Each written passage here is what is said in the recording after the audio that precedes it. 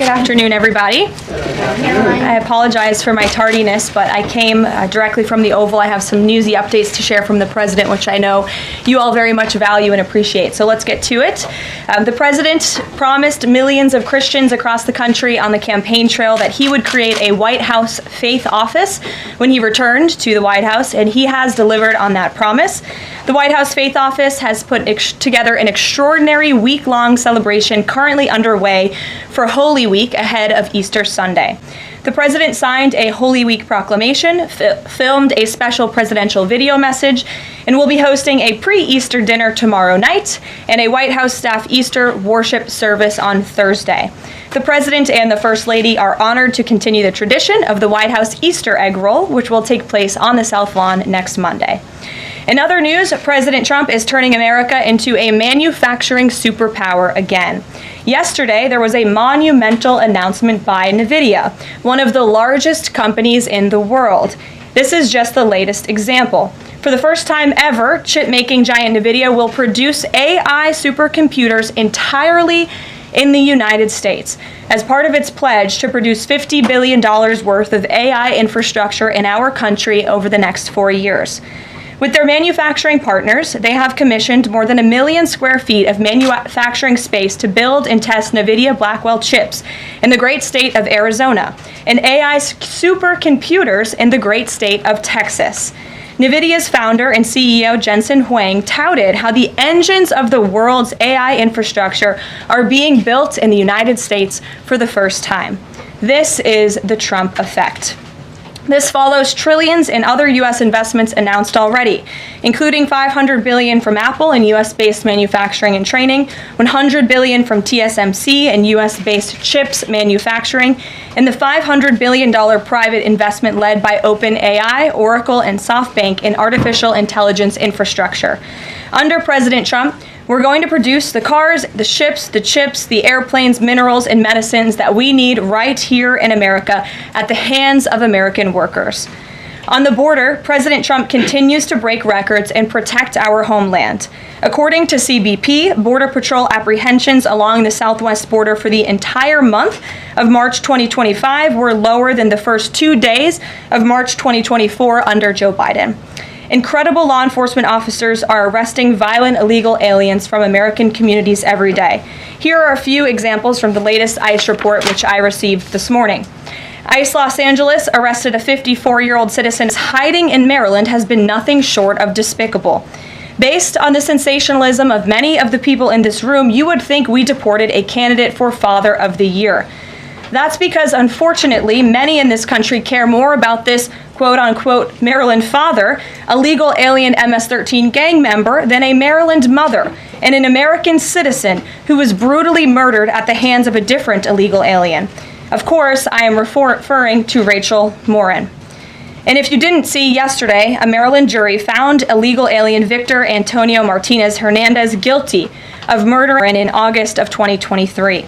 She was a security presidential memorandum directing federal agencies administering federal land on the border to make land available to the Defense Department in a new national defense area.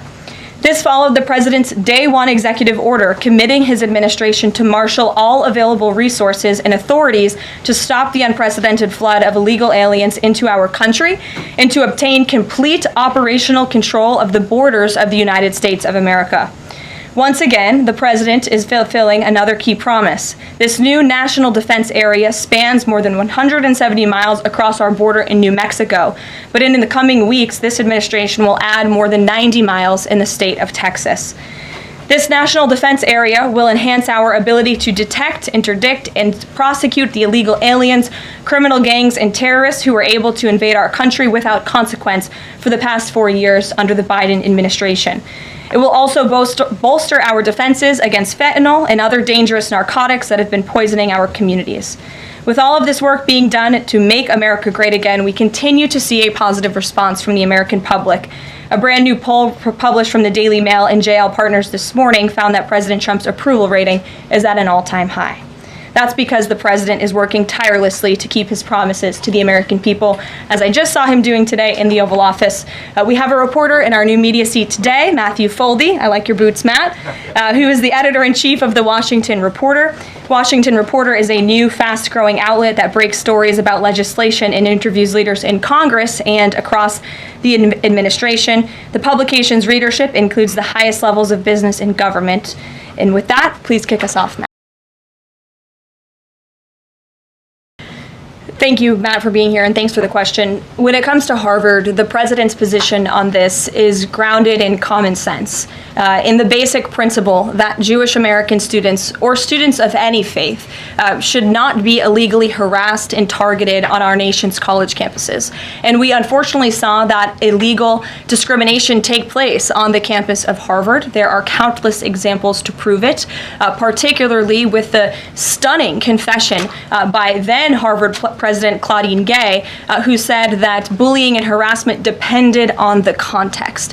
The president at that time made it clear to the American public he was not going to tolerate illegal harassment and anti-Semitism taking place in violations of federal law. So the president made it clear to Harvard, follow federal law, no longer break Title VI, which was passed by Congress to ensure no student can be discriminated against on the basis of race, and you will receive federal funding. Unfortunately, Harvard has not taken the president or the administration's demands seriously. All the president is asking, don't break federal law, and then you can have your federal funding. I think the president is also begging a good question. More than $2 billion out the door to Harvard when they have a more than $50 billion endowment. Why are the American taxpayers subsidizing a university that has billions of dollars in the bank already? And we certainly should not be funding a place where such grave anti-Semitism exists.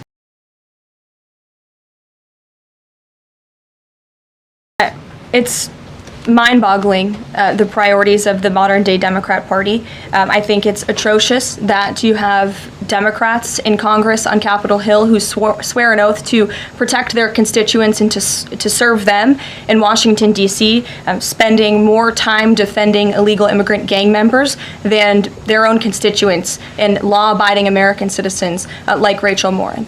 And I saw the president personally on the campaign trail, and I continue to see him in his role as president of the United States, put American families first, reach out to the victims, the families of victims at the hands of illegal immigrant crime, and frankly, the actions and the words of the Democrat Party prove they could not care less about the American public. And maybe if they did, they'd see a bit higher approval ratings right now. Thanks for being here with us today. It's a very good question, and it's a question the president has obviously raised in his discussions and negotiations with not just Harvard, but also Columbia and many other Ivy League institutions. We have the Anti-Semitism Task Force, which the president promised and delivered on. The Anti-Semitism Task Forces across the government, representatives from various federal agencies who meet on a weekly basis to discuss the question that you just raised. And I think a lot of Americans are wondering why their tax dollars are going to these universities when they are not only indoctrinating our nation's students, but also allowing such egregious illegal behavior to occur. Well, it's another question that the president has raised. It's a legal question that the president is looking into. And he talked about this yesterday when with his meeting with President Bukele in the Oval Office. He would only consider this, if legal, for Americans who are the most violent, egregious, repeat offenders of crime who nobody in this room wants living in their communities.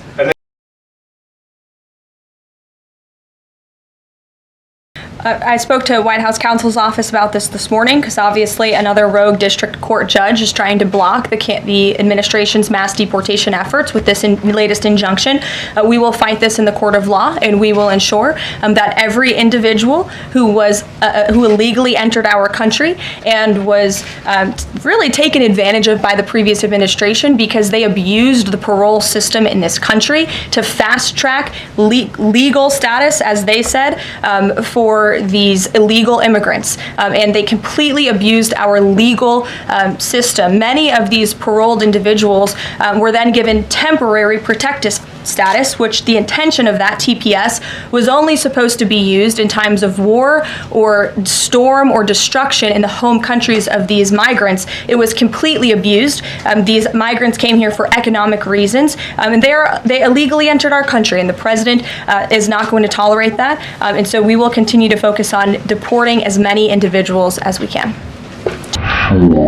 I don't want to get ahead of our United States Trade Ambassador and Secretary of Commerce, the Secretary of Treasury, all the great individuals who are working incredibly hard to cut these good trade deals. And the president's deeply involved in this as well. He has made it clear to his trade team he wants to personally sign off on all of these deals too. And so I don't want to get ahead of them on announcements. But obviously, as you've heard from numerous administration officials, there have been many talks with countries. We've had more than 15 deals, pieces of paper put on the table, proposals that are actively being considered, and as we've said consistently, more than 75 countries have reached out. So there's a lot of work to do. We very much understand that, but we do believe that we can announce some deals very soon. And then on Russia, can you say, did Russia agree to anything with Special Envoy Steve Witkoff? I don't want to get ahead of those negotiations as well. What I can tell you is that they were a productive conversation was had. As the presidential envoy Steve Witkoff said last night, he believes that Russia wants to end this war, and the president believes that as well. There is incentive for Russia to end this war, and perhaps that could be economic partnerships with the United States, but we need to see a ceasefire first, and the president and the presidential envoy Witkoff made that very clear to the Russians.